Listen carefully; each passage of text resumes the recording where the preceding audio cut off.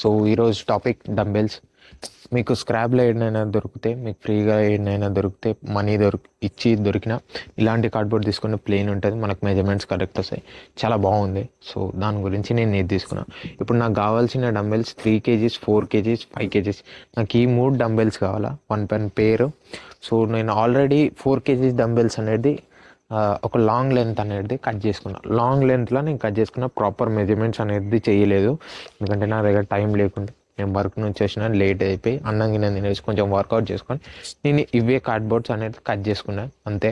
నాకు ఇంత టైంలో ఉండే. సో ఇంకొకటి ఏంటిదంటే, మనం 3 kgs డంబెల్స్ కట్ చేసుకున్నాం. ఒకటి యాజ్ ఎ శాంపుల్గా నేను ఈ డిజైన్ అనేది కట్ చేసుకున్నా. 2 times మిస్టేక్ అయినది. దాని తర్వాత నేను ప్రాపర్గా మెజర్మెంట్స్ చేసుకొని కట్ చేసుకున్నా.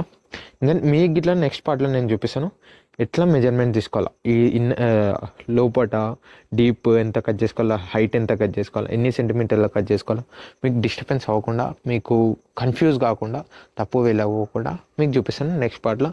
చలో మళ్ళీ నెక్స్ట్ పార్ట్లో కలుద్దాం. జై శ్రీరామ్ అందరికీ.